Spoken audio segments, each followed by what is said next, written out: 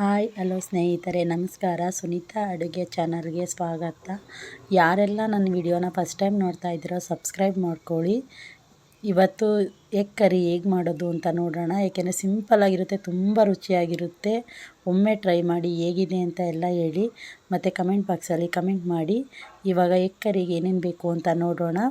ಫಸ್ಟಿಗೆ ನಾವು ಬಾಯ್ಲ್ ಮಾಡ್ಕೊಂಡಿರೋ ಅಂಥ ಎಗ್ನ ನಾನು 5 ಎಗ್ ತೊಗೊಂಡಿದ್ದೆ, ಅದನ್ನು ಕಟ್ ಮಾಡಿ ಈ ಥರ ಇಟ್ಕೊಂಡಿದ್ದೀನಿ.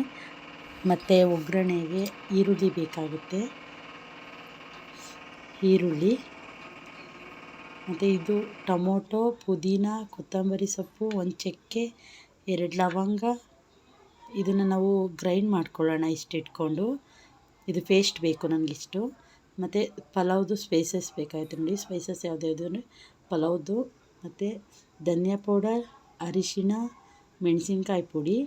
ಇದಕ್ಕೆ ಅರಿಶಿಣ, ಮೆಣಸಿನ್ಕಾಯಿ ಪುಡಿ, ಧನಿಯಾ ಪೌಡರ್, ಉಪ್ಪು, ಮೆಣಸಿನ ಪುಡಿ ಇಷ್ಟನ್ನು ಹಾಕ್ಕೊಂಡು ಸ್ವಲ್ಪ ಇದು ಮೊಟ್ಟೆಗೆ ನನಗೆ ಫ್ರೈ ಮಾಡೋಣ ಬೇಕು. ಅದಕ್ಕೆ ಇದು garam masala, ginger garlic paste, ಉಪ್ಪು ಮತ್ತು ಎಣ್ಣೆ. ಒಂದು ಗ್ಯಾಸ್ ಆನ್ ಮಾಡಿ ಕಡಾಯಿ ಇಡೋಣ. ಕಡಾಯಿ ಬಿಸಿ ಆದ ತಕ್ಷಣ ಎಣ್ಣೆ ಹಾಕಿ ಅದಕ್ಕೆ ಎಗ್ನ ಉಲ್ಟಾ ಮಾಡಿ ಇಡೋಣ. ಅದಕ್ಕೆ ಹಿಂಗೆ ಸ್ಟ್ರೈಟ್ ಇಟ್ಟು ಉಲ್ಟಾ ಮಾಡೋಣ, ಓಪನ್ ಆಗಿಬಿಡುತ್ತೆ. ಅದಕ್ಕೇ ಈ ಥರ ಎಲ್ಲ ಇಟ್ಟು ಒಂದು 2-3 ಮಿನಿಟ್ಸ್ ಈ ಥರ ಒಂದು ಸೈಡ್ ಬಾಯ್ಲ್ ಮಾಡಿ, ಮತ್ತು ಅದ್ರ ಮೇಲೇ ನಾವು ನೋಡಿ ಇವಾಗ ಮಿಕ್ಸ್ ಮಾಡಿ ಇಟ್ಕೊಂಡಿರ್ತೀವಲ್ಲ, ಮೆಣಸಿನ್ಕಾಯಿ ಪುಡಿ, ಧನಿಯಾ ಪೌಡ್ರು, ಅರಿಶಿಣ, ಉಪ್ಪು, ಮೆಣಸಿನ ಪುಡಿ, ಅದನ್ನು ಎಲ್ಲ ಎಗ್ ಮೇಲೆ ಉದ್ರಿಸ್ಕೊಳ್ಳೋಣ. ಹಾಗೇ ನೋಡಿ ಈಗ ಪುಡಿ ಈ ಥರ ಉದ್ರಿಸ್ಕೊಂಡು ಒಂದು 2-3 ಮಿನಿಟ್ಸ್ ನಂತರ ಮತ್ತೆ ಉಲ್ಟಾ ಮಾಡೋಣ. ಉಲ್ಟಾ ಮಾಡಿ ಒಂದು 2-3 ಮಿನಿಟ್ಸು ಸ್ವಲ್ಪ ಫ್ರೈ ಮಾಡೋಣ. ಚೆನ್ನಾಗಿ ಫ್ರೈ ಆದ ತಕ್ಷಣ ಅದೇ ಕಡಾಯಿಗೆ ನಾವು ಎಣ್ಣೆ ಹಾಕೋಣ. ಎಣ್ಣೆ ಹಾಕ್ಕೊಂಡು ಅದು ಬಿಸಿ ಇರುತ್ತೆ, ಏಕೆಂದರೆ ಆಲ್ರೆಡಿ ಬಿಸಿ ಇರೋದ್ರಿಂದ. ಮತ್ತು ಅದು ಬಿಸಿ ಆದ ತಕ್ಷಣ ಆನಿಯನ್ ನಾವು ಚಿಕ್ಕದಾಗಿ ಕಟ್ ಮಾಡಿರ್ಕೋಬೇಕು ನೋಡಿ. ತುಂಬ ನಿಮಗೆ ಇಷ್ಟ ಆಗುತ್ತೆ ಅಷ್ಟು ಸಾಧ್ಯ ಚಿಕ್ಕದಾಗಿ ಕಟ್ ಮಾಡ್ಕೊಳ್ಳಿ. ಸ್ವಲ್ಪ ಫ್ರೈ ಆದ ತಕ್ಷಣ ಪಲಾವ್ ಸ್ಪೈಸಸ್ ಇಟ್ಕೊಂಡಿದ್ವಲ್ಲ ಅದನ್ನು ಹಾಕ್ಕೊಳ್ಳೋಣ. ಅದನ್ನು ಹಾಕ್ಕೊಂಡು ಹಂಗೇ ಫ್ರೈ ಮಾಡೋಣ ನೀಟಾಗಿ. ಸ್ವಲ್ಪ ನೋಡಿ ಈ ಥರ ಬಂತು ನೋಡಿ, ಅಲ್ಲಿ ಸ್ಪೈಸಸ್ ಹಾಕ್ಕೊಂಡು ಚೆನ್ನಾಗಿ ಫ್ರೈ ಮಾಡೋಣ.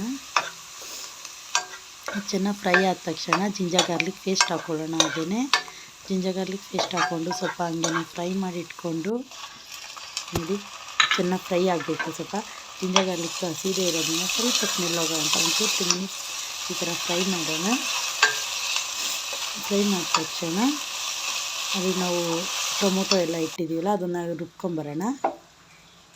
ರುಬ್ಬಿರೋವಂಥ ಮಿಶ್ರಣ ನೋಡಿ ಇದನ್ನು ಪೇಸ್ಟ್ ಮಾಡ್ಕೋಬೇಕು.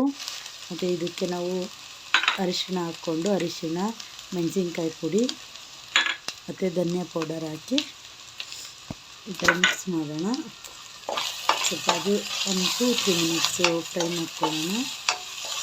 ಮತ್ತು ನಾವು ರುಬ್ಬಿರೋವಂಥ ಮಿಶ್ರಣವನ್ನು ಇವಾಗ ಹಾಕ್ಕೊಂಡು ನೋಡಿ ಈ ಥರ ಅದೊಂದು ಹಸಿ ಸ್ಮೆಲ್ ಹೋಗುತ್ತೆ. ಯಾಕಂದರೆ ಹಸಿದೇ ರುಬ್ಬೋದ್ರಿಂದ ಹಸಿ ಸ್ಮೆಲ್ ಹೋಗೋ ತನಕ ಸ್ವಲ್ಪ ಚೆನ್ನಾಗಿ ಫ್ರೈ ಮಾಡ್ಕೊಳ್ಳೋಣ. ಚೆನ್ನಾಗಿ ಫ್ರೈ ಆಗಬೇಕು. ಅದು ಫ್ರೈ ಆದ ನಂತರ ಸ್ವಲ್ಪ ನಿಮಗೆ ಎಷ್ಟು ಕ್ವಾಂಟಿಟಿ ನೀರು ಬೇಕು ಅಳತೆಗೆ ಹಾಕ್ಕೊಳ್ಳಿ. ಅಂದರೆ ತುಂಬ ತಿಕ್ಕಾಗಿ, ಈಗ ಚಪಾತಿಗೆಲ್ಲ ಮಾಡಬೇಕಾದ್ರೆ ತುಂಬ ಗಟ್ಟಿಯಾಗಿ ಮಾಡ್ಕೋಬೇಕು. ಸ್ವಲ್ಪ ನೀರು ಹಾಕ್ಕೊಳ್ಳಿ. ನಾನು ಸ್ವಲ್ಪ ರೈಸು, ದೋಸೆ, ಇಡ್ಲಿ ಎಲ್ಲದಕ್ಕೂ ಬೇಕಾಗಿರೋ ರೀತಿ ಮಾಡ್ತಾಯಿದ್ದೀನಿ. ನಮ್ಮ ಮನೆಯವ್ರ ದೋಸೆ ಆದ್ದರಿಂದ ಈ ಥರ ಮಾಡ್ತಾಯಿದ್ದೀನಿ ನೋಡಿ. ಇದಾದಮೇಲೆ ನಾವು ಫ್ರೈ ಮಾಡ್ಕೊಂಡಿರೋ ಎಗ್ನ ಒಂದೊಂದಾಗಿ ಹಾಕ್ಕೊಳ್ಳಿ ನಿಧಾನಕ್ಕೆ. ಏಕೆಂದರೆ ಅದು ಫ್ರೈ ಒಳಗಡೆ ಇರೋ ಯೆಲ್ಲೋ ಕಲರು ಓಪನ್ ಆಗಿಬಿಡುತ್ತೆ. ಸ್ವಲ್ಪ ನಿಧಾನಕ್ಕೆ ಒಂದೊಂದಾಗಿ ಹಾಕ್ಕೊಂಡು ಸ್ವಲ್ಪ ಅದು ಚೆನ್ನಾಗಿ ಬಾಯ್ಲ್ ಆಗಲಿ ನೋಡಿ. ಈ ಥರ ಎಲ್ಲ ಬಾಯ್ಲ್ ಆದಮೇಲೆ ನಿಮ್ಗೆ ಎಷ್ಟು ಅಂದರೆ ತಿಕ್ನೆಸ್ ಎಷ್ಟು ಬೇಕೋ ಅಷ್ಟು ಬಾಯ್ಲ್ ಮಾಡ್ಕೊಳ್ಳಿ.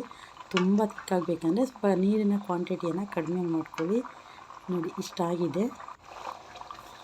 ಇವಾಗ ಗರಂ ಮಸಾಲ ಹಾಕ್ಕೊಳ್ಳೋಣ. ಗರಂ ಮಸಾಲ ಮತ್ತು ಸಣ್ಣದಾಗಿ ಹಚ್ಕೊಂಡಿರುವಂಥ ಕೊತ್ತಂಬರಿ ಸೊಪ್ಪು ಹಾಕ್ಕೊಂಡ್ರೆ ರುಚಿಯಾದಂಥ ಎಗ್ ಕರಿ ರೆಡಿಯಾಗಿರುತ್ತೆ.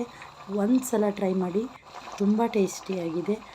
ನನಗಂತೂ ತುಂಬ ಇಷ್ಟ ಆಯಿತು. ನಿಮಗೂ ಇಷ್ಟ ಆಗುತ್ತೆ ಅನ್ಕೋತೀನಿ. Thank you so much.